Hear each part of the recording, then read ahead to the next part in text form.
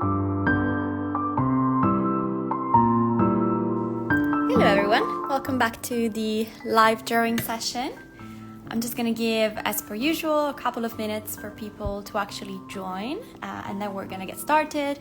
In the meantime, I just thought I'd run you through what this live is going to be about. It's going to be slightly different with respect to the other one, slightly more structured. So we're going to have 5 main points.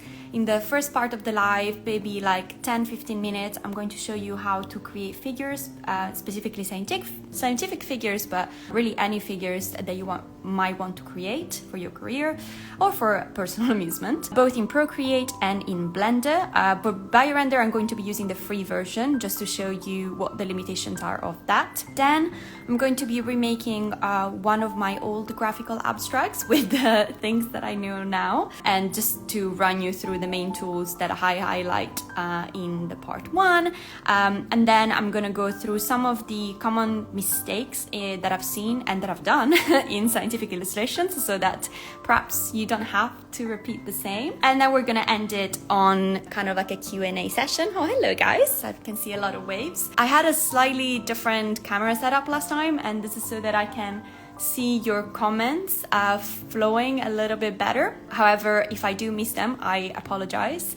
Unfortunately, Instagram Lives does have a big limitation, which is that you can't really have like a separate permanent comment section, which is why I'm thinking about perhaps switching to YouTube after these 2 lives. But for now, we're gonna stick to Instagram, since this is the platform where you kind of all met me. What do you need for the session? So feel free to just kind of listen along, take what you want from it, whether that is some advice on how to make scientific illustrations or specific on the tools. But if you do want to try and follow along what I'm trying to say, you can do that. Ideally, you would need either a tablet or a computer as hardware, and using Procreate and Biorender, which, as I said, it's free. If you don't have that, which is completely understandable, you can also just use pen and paper and trying to get as much practice as you can. Okay, so I think I've given it now 3 minutes. I'm going to start with one of the questions from the Q&A, and then we're going to move on to part 1. Sorry, I've got some notes because I can't remember them by heart. So the first question was on career advice, whether I needed really good grades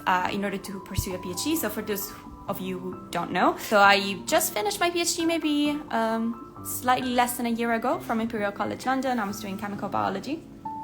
In order to do my PhD, I did have decent grades, I'm not going to lie to you. Pay system, we go on percentages, and I had something around 76%, whether that means anything to you. But just to put that into perspective, it's good, but it's not like I was in the top 10% or top 20% of my class. I think what really made my CV stand out for PhD applications was more the fact that I had lots of internship experience, and that I had a somewhat clear idea of what I wanted to do during the PhD. Then my project ended up changing completely from what it was supposed to be originally, but at least I did have an understanding of the literature and an understanding of why I wanted to do that type of career. And I think that was important for PhD applications. That said, it's incredibly competitive. I did apply to several and ended up only getting 2 places. So, you know, if you don't get the first one, don't get discouraged. Just keep trying until you can find the perfect project for you and in the perfect. Okay, so with this, I think we can get started with the illustration. So I'm going to be starting off with Procreate, which is the app that you can see open here. I'm going to show you some of the key features that you might need for scientific illustrations. Now, I think that Adobe Illustrator has pretty much the same configuration. I use them sort of interchangeably. I think the key difference is that Adobe Illustrator is more built for computers, back to Procreate, which is only built for iPad. You know, some people prefer one, some people prefer the other. The problem with Adobe Illustrator, which is why I didn't get into it until later on in my career, is that it's behind a massive paywall. So the whole Adobe environment is very, very expensive, whilst Procreate is only £10. So this whole, all of the features, everything, lifetime subscription, only £10. You do need an iPad, which obviously it's yet another expense, but at least I was heavily subsidized by my university for that. Anyways, the important features of Procreate that you will need are all on the top right corner over here. I've kind of highlighted them in the previous live, but I'm just going to go through a brief refresher just in case. So we've got our color palettes here, and I'm going to show you how to import color palettes later for a colorblind and accessible scientific illustrations. We've got our layer panels here, our erasers, our brushes. I tend to use either technical pen or any one of the pencils that you have in the sketching section, really. And you can customize all of these brushes as well, depending on what you prefer. This is just a selection tool, which, to be completely honest, I use very, very rarely. On the top left, instead, we've got yet another selection tool. This is a lasso selection, which means that you can select specific regions, either freehand or automatic shapes. Here we've got some adjustments, some filters, which I guess is not so much for scientific illustrations, but it's good to know that they're there. And here we've got our main panel where you can insert files, add photos, cut, copy, and all the common illustration shenanigans. And this is also where you can change your canvas type in order to create short frame rate animations, but I'm gonna talk about that more in the next sessions, because that's more animation focused. For now, we're just going to focus on the main tools. So I'm just going to open a new canvas. You can here I had it already open, but you can just kind of click on this plus button here and select your canvas size. You can also specify a specific canvas size, and that might be important if you have limitations when it comes to scientific illustration. So some papers will ask you to make figures for a column format with respect to just the full page, and you can edit that here. But you can do that in any software, including PowerPoint, so that's not particularly limiting, but in case you want to, here is how you select your height and DPIs. I can't remember what DPI stands for. Anyway, I'll add that later in the YouTube.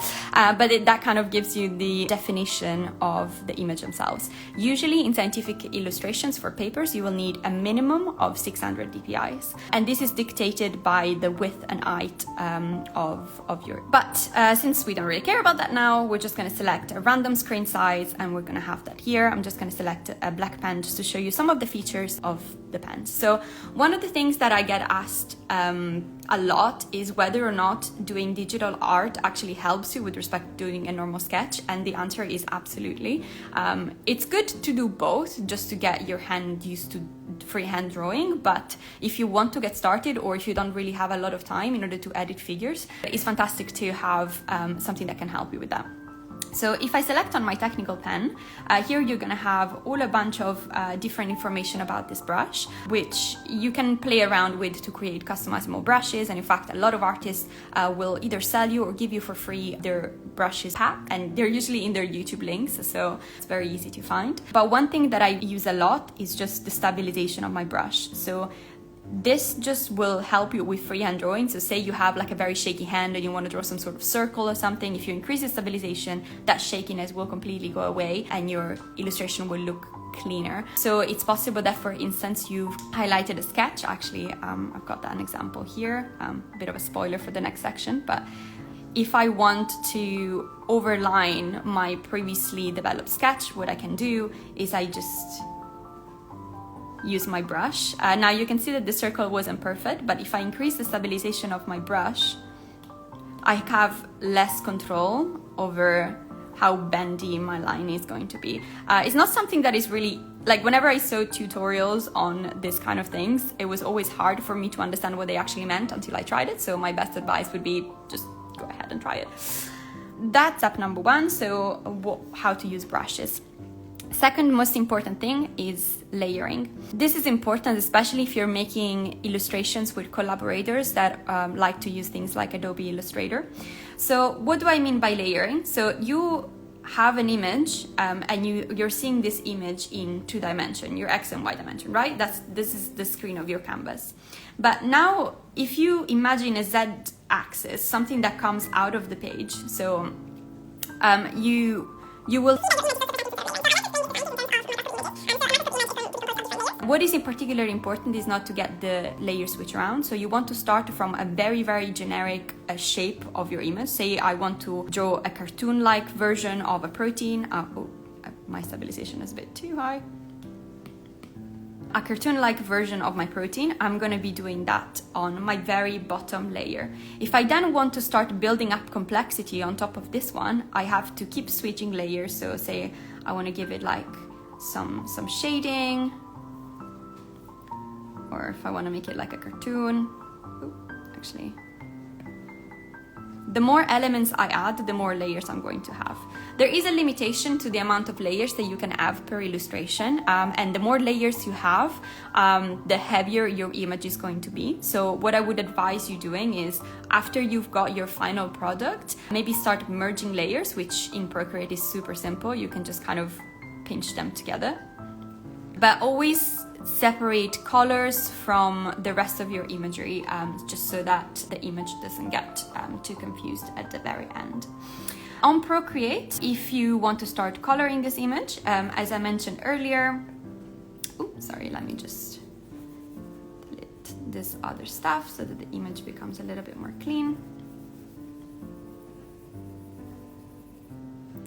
On Procreate, if I want to color in this image, I can either select any of the color palettes that they have pre-built here, or I can try and select my own. Now, I would recommend trying and select your own, especially if you care about things like accessibility, color blindness, and so on and so forth. In order to develop palettes that are colorblind safe, you'll get an eye for it eventually, but especially to get started, I would recommend using two tools. One is Adobe Color, which, however, you do need, I think, the Adobe environment in order to access. And the other one is Color Brewer, which is completely free for you to access. Color Brewer has originally been developed to design map, which is why you see it here. But you can just pick this selection for literally anything. Make sure that you have selected colorblind safe and print friendly in case your image is going to be printed eventually. And then you can just select any of the colors that kind of you fancy the most for your illustration. You then can either export it in different formats. In fact, you can download this Adobe Swatch Exchange, which is an Adobe color palette, which I actually, however, never tried to import on Procreate, so I'm not going to do that now. Or you can take a simple screenshot, which is not probably the best practice, but that's what I do.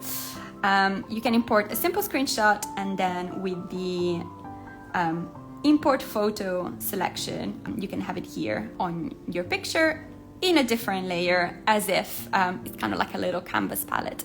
In order to select the colors from here, you can either use a simple color pick, which is here on the mid right in between the brush size. And yeah, you're gonna have that color available. Another option is to import it as a color palette directly between the colors. So if in the palette section, if you click the plus here, you can create a new palette. This is if you want to do it manually, but you can either create a new palette manually by color picking individual colors, or you can select it directly from a new photo. Now, the only problem with that is that you will also get some colors that are kind of like in between. So obviously here we've got some pixels that are colored black in order to differentiate in between the colors. Those shades of black are also present here, and there where we're transitioning from one color to the other, the palette software doesn't really recognize that that's not necessarily a different color, and so it kind of puts all the different shades there. But actually that could be a plus in case you're trying to develop more complex illustrations. Personally, I prefer doing the color picking just because it's faster and more straightforward for me, but that's completely up to you whether you want to do that or not. And this is for Procreate. Actually, I think I might have spoken a little bit too long on that, so we're just gonna move very quickly to Biorender. So Biorender is a sort of free resource that you can use to make scientific illustrations. I wouldn't recommend using that on a tablet. I'm just showing you here for showing purposes, but on the computer is much, much better, more accessible. So this is the free version. The limitation of that is that you actually don't have the license in order to publish figures on scientific papers on Biorender if you don't pay for the upgrade. It's not ideal, but in case you're trying to make just a very, very simple schematic to present at your group meeting or for school, that's completely okay. You can just download it, or even just for your own notes, say that you want some templates for that. Biorender is fantastic, and it is much faster. It doesn't include a lot of freehand drawing, which for some people might be a little bit more straightforward. So without further ado, so in order to create a new illustration, just go on create new illustration, and if you give it a second, this is the page that you're going to get. Very simplistically at this point, if you want to have some sort of template for, say, I don't know, RNA transcription process, you already have groups that have been made for this. So here we've got the RNA initiation transcription complex. As I said, it's a bit laggy on iPad, would not recommend, but this is just to show you that this is a possibility. When you then want to go and download this image, you go on export, and much like in the case of Procreate, you can select your DPI, and if you're using this for scientific publication, make sure that you download it with 600 DPI. Another thing that is particularly important is to download your image with transparent background. That's just because in case you want to then reuse your same illustration for something else, then it's really, really good that you can just kind of select those and add those on as layers on things like Adobe Illustrator. The convenient thing about Biorender is that it's got a really simple text option as well. So it's not just about figures, but you can also add text as you're going along.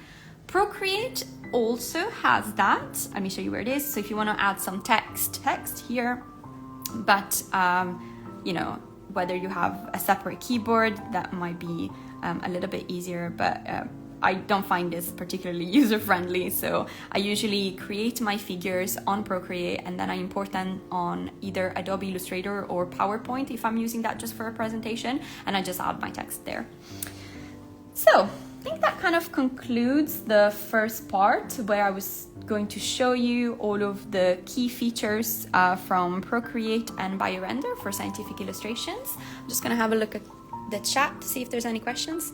None that I can see, but if you have any, this would be a good time to assume that I explained everything perfectly then. I'm going to move towards the second part, which is remaking an old illustration. So just as a brief overview, the illustration that I'm going to be remaking is the graphical abstract from my very first review. This was published in 2019, so that was just at the beginning of my master's year at Imperial College London. Now, just to put everyone at ease, it's not normal that your supervisor asks you to write a full literature review as soon as you start your master's. I got incredibly lucky. It so happened that the year that I started my master's, it was also the first year that the research group that I was in was being established.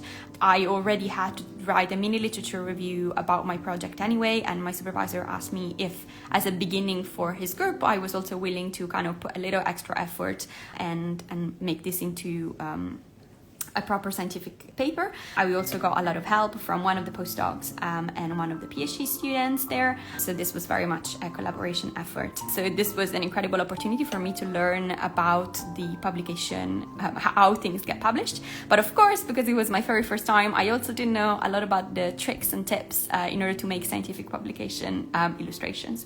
And I think one of the biggest consequences of that is some of my figures. Now, I actually can't access this paper, which I find ironic since technically I wrote it.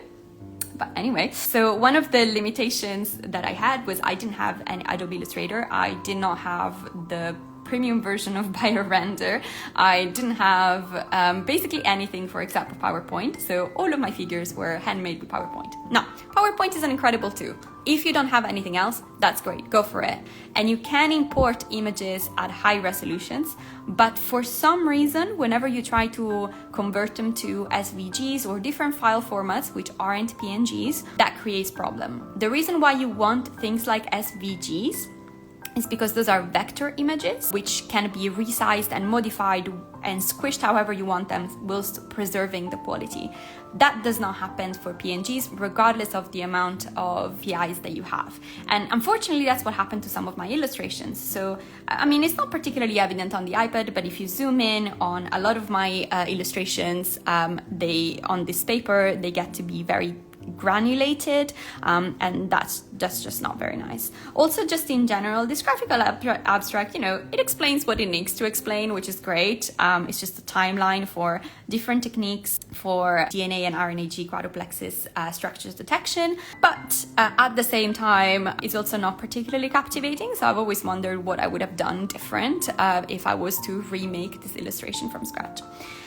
So what I did was importing that figure onto my Procreate as a layer. And then here on the right, I've made a little sketch of what I wanted it instead to look like. So it's timeline, but a little bit more dynamic. I also wanted to use slightly different coloring. I really liked this blue, but in order to differentiate between in vitro and in vivo methods, I wanted to have some sort of kind of boundless shading rather than just writing it. So I'm not going to go through the actual making of this because whilst it's a very simple illustration, it would take me about I think 2-3 hours just because I'm a perfectionist. But I'm going to show you what I did.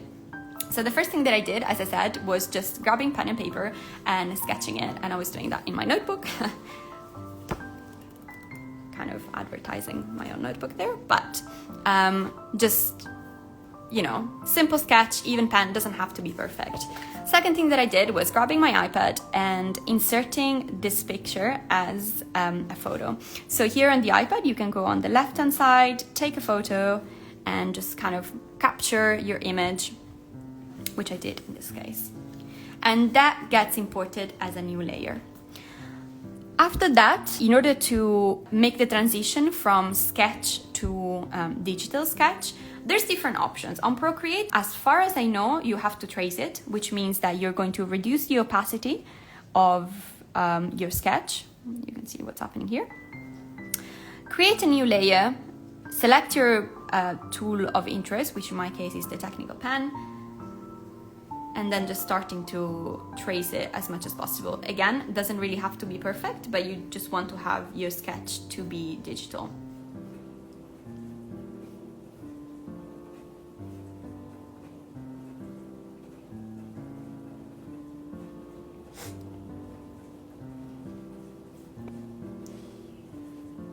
In Adobe Fresco, which is the iPad version of Adobe Illustrator, there's something you can do, which is tracing a mask. So Adobe is very smart in that sense as a software, and you can simply import your sketch, and if the contrast between the background and your lines is strong enough, so I would recommend using a black pen for that, your software will already automatically recognize it as a sketch and create a vector file for you. Unfortunately, Procreate doesn't have that, but it's not too much of an issue for me.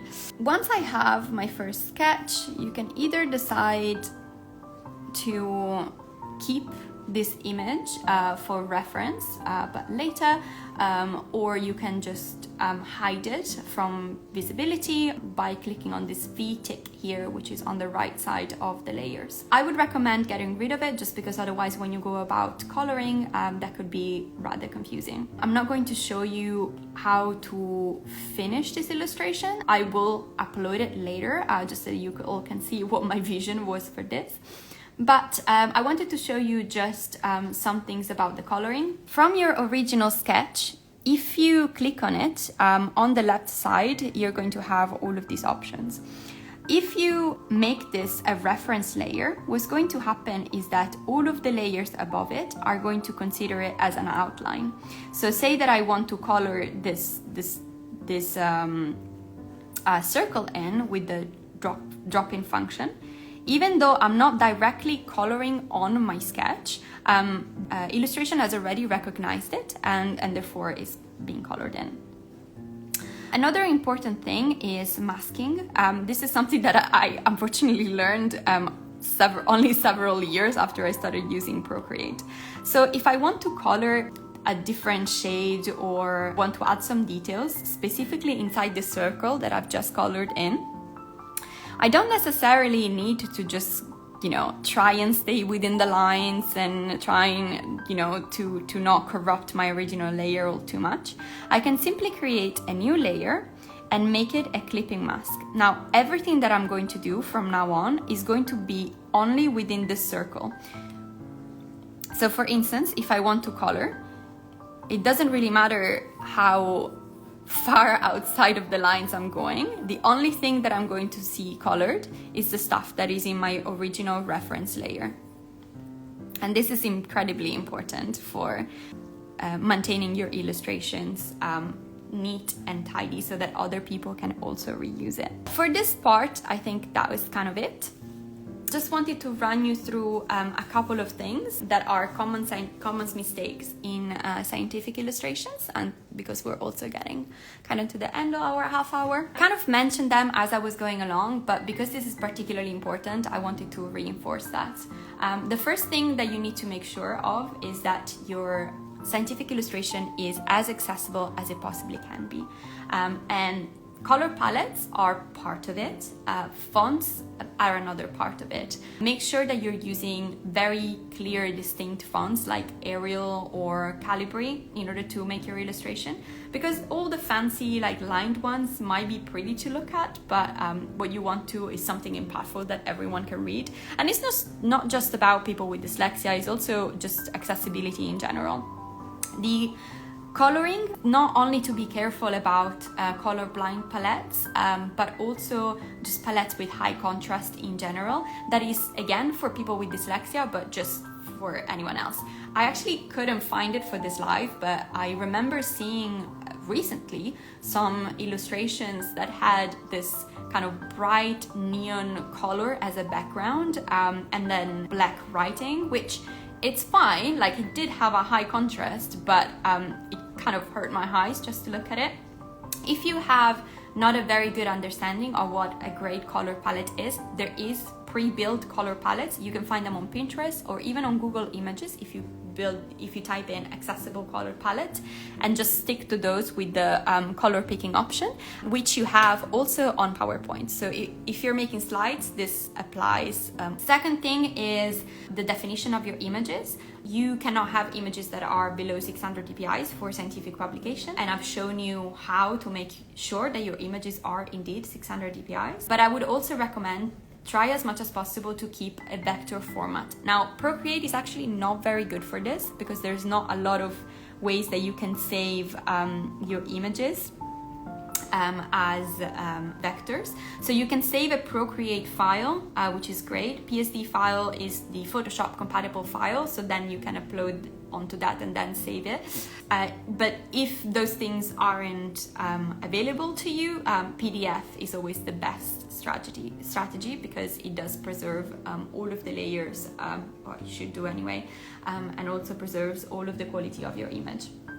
And then the last thing is impact, which is something that I brushed over when I was talking about my illustration. Now, when I looked at it, I don't think that this is a particularly bad timeline. I think it's a decent graphical abstract. It shows you what it needs to show you, but it's not particularly impactful. I wouldn't stop scrolling for this image. I would just think that this is some sort of storyline that I'm being told about the different techniques, which it actually is. But you want to kind of lie to your reader and make it sound more interesting than what it actually is. So adding some things like dynamicity, so adding curves to your images or different shapes, that that could work, or interesting color palettes whilst still remaining accessible. I actually saw a reel recently where they were saying that an outfit needs to be either interesting by shape or by color, which I don't know how much that's true, but I think that's really good advice for illustrations. If your image doesn't have anything sparkly, make it sparkly by using different shapes. I wanted to conclude this live session